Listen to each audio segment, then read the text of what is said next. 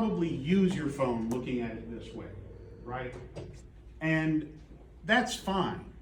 But when you're taking video, everybody who takes video, unless you're specifically putting it on TikTok and you're taking it with the phone, does it in landscape. All the camcorders that we're going to use essentially do everything in landscape. They do that on purpose because screens are best seen sideways like this. Our vision is designed for that. If you could draw a cone of what our vision catches, it's an oval that comes out in front of you. So screens were always designed this way. When the first movie cameras and the first photographs were done, they were always developed in this wider aspect. 4 by 3. Right, so 4 wide, 3 tall. That's still pretty much the way it is. Although we can screw with form factor now, right? Like this is definitely much wider. So we start with doing it in landscape. Oh, we also start with signing into our phone. And turn it sideways. Video. Okay. But also, y'all are holding it with just one hand. Why? Remember how expensive this was? How much does this thing cost you? Get those hands on there. You're going to be using camcorders, which have a similar way of holding them. They're wider, obviously, or deeper, I should say. They're deeper. But you really need to get both hands onto it. You want your hands on this device. Now that you've got it in landscape mode and you're holding it with both hands, you'll find your picture is much better. It's much more stable. And we can improve on that. There are tricks to utilizing cameras that make them more stable when you're dealing with a moving target, which I am being right now, aren't I? I am pacing. I'm doing it on purpose, and you've got to try and keep me in the frame, right? Like, you don't want me to just walk off the screen and keep talking at you in this loud voice that I'm using that projects to the back of the room that I'm doing on purpose, right? We need to get ourselves in a position where we can get this camera to be stable. Because if you're holding it in just one hand, or even with both hands, you're a dynamic system. You're not still. So the camera bounces. Now, we've all watched video on platforms like YouTube and TikTok, any of the streaming things especially, where people can upload content, Vimeo, etc. And when you see somebody who's amateurish with their video recorder, be it a phone or a camcorder, and they're holding it wrong and it's bouncy, you just are like, I'm getting seasick watching this, I can't watch this. We've all had that happen, every one of us. This is normal. So we want to remove some of that. We can do a lot with ourselves, our bodies, to enhance how this camera is getting its video. One of those is elbows in. Pretty simple. Bring those elbows in. Don't be out here. Don't be up here. Bring those elbows in. Much more natural position for it. Right? And now the camera's down here, but that's fine. I've got this great big viewport. I can see just fine. I don't have to have this in front of my face. I can have it here. I can get it here, hold it with both hands. Make sure, of course, my fingers aren't in front of the camera. I've got some fingers curled around. My case was much more useful when I had one, because it had a lot of ridges on the sides, helped out a lot. It broke. It broke during our first class together just 2 days ago. I was playing with it in my pocket and I snapped it. So that helps too, have it be a little bit more user-friendly in shape and size. But getting those elbows in reduces a lot of the bounce. And I'm walking around and it's already much, much less bouncy, even though I'm moving. Now also, you might notice up here it says, turn with core. As I'm walking back and forth, I'm seeing a lot of people just turn their hands, right? Or you're just kind of angling the camera a little bit, maybe turning your head.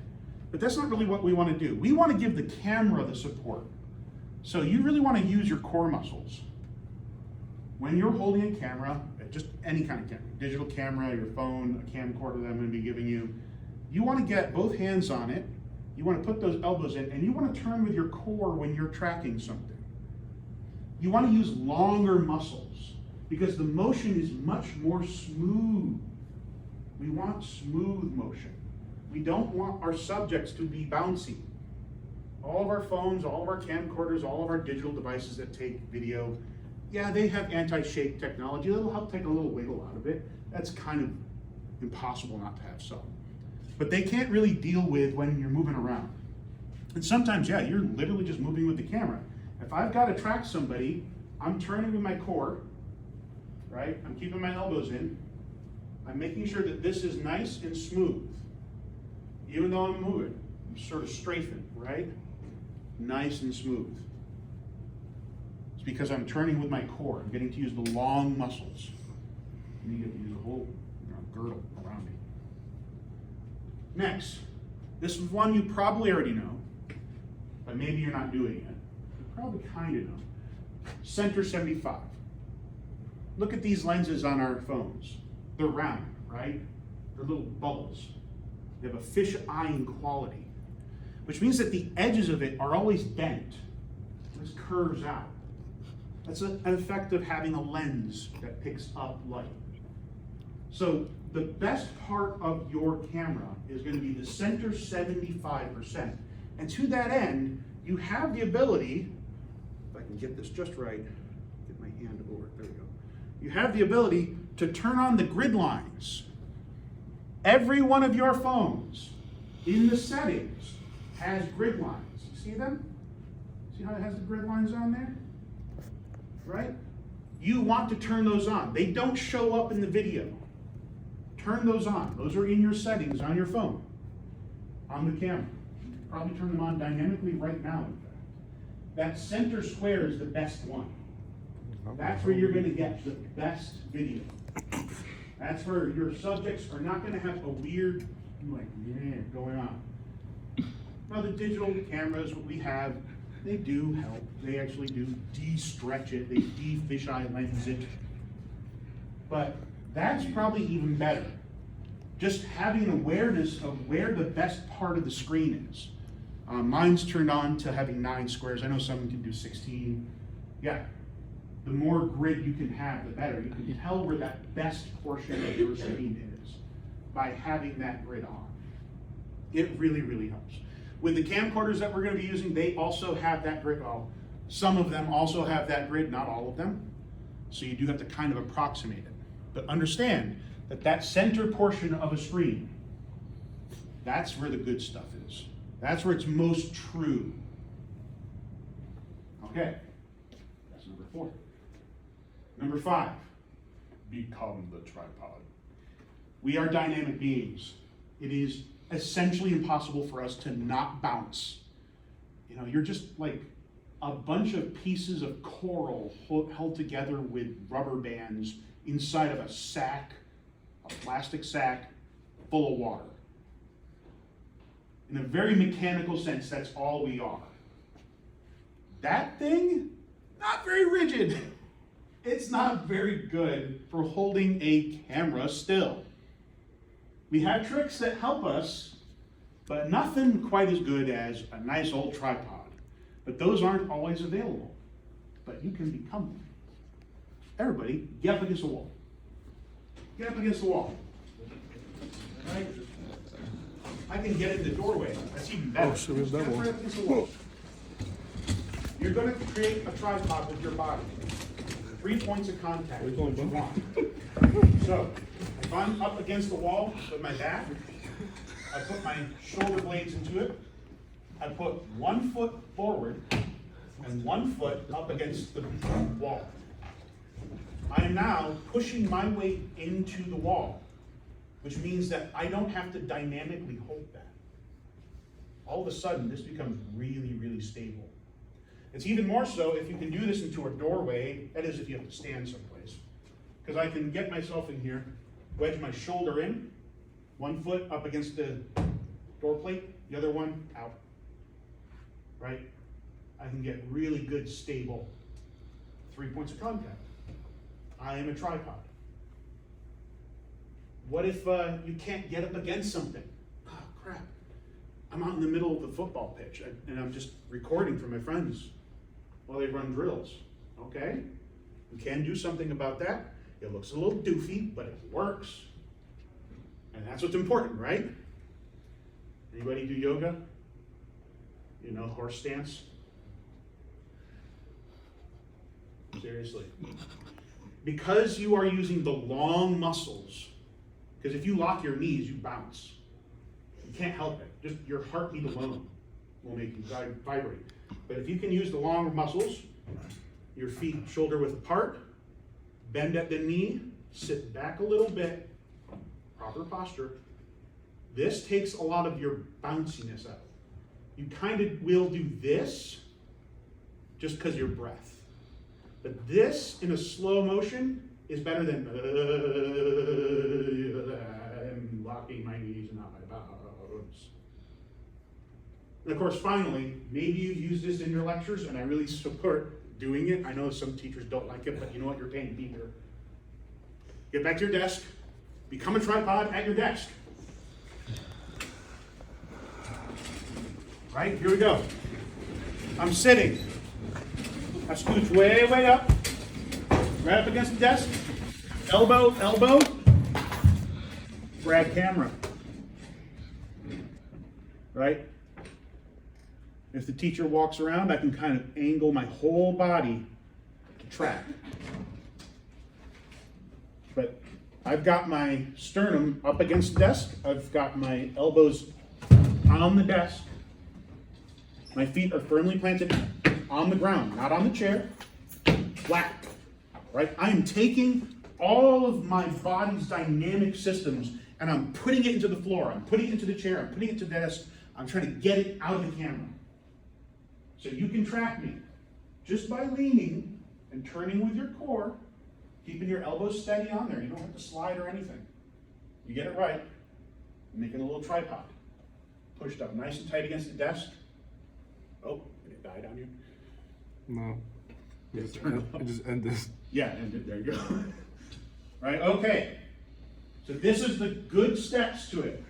5 simple steps.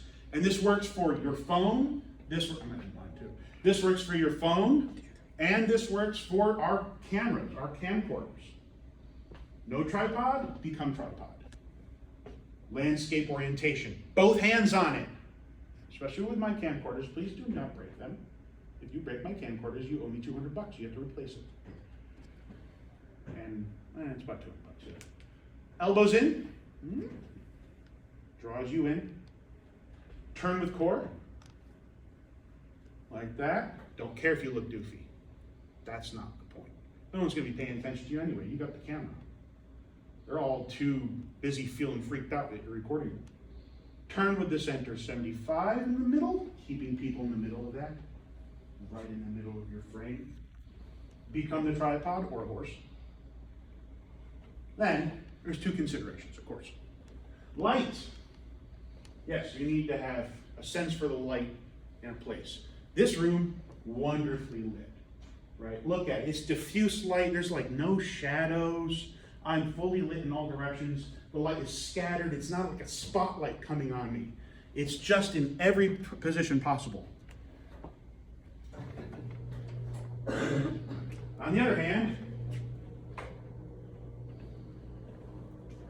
this looks terrible. Strong light, shadows hitting me very strongly. I'm washed out against this backdrop as I walk around, like the words come over my face. Additionally, if I was filming, that thing's in my camera. It's blind. It can't see anything. So light is always an issue when you're taking video. And this can be really tough. So if you're taking video and you're in a lecture like this, and the professor turns off the lights and is doing stuff up here, ask them to turn maybe the backlight on or something. Just something to help, because it will totally ruin your ability to see. Just even that, right? Even that softens it. If you're outside, never, ever, ever face towards the sun. Ever. It will just destroy any video you take. It will destroy any pictures you take. You can't deal with it. So, the last one, of course, is sound. Don't do stuff where it's noisy.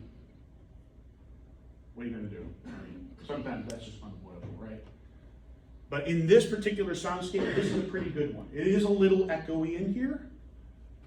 Soft surfaces really help. They take out the bounce and the reverb. So I'm also enunciating as much as I can. I'm projecting my voice as much as I can to help you with that. But sound is always an issue. Now we can deal with some sound, but we're not going to. I don't want to focus on sound. I want to focus on your use of cameras in this course, rather than your use of mitigating effects. So that's why we have this. Okay, cut.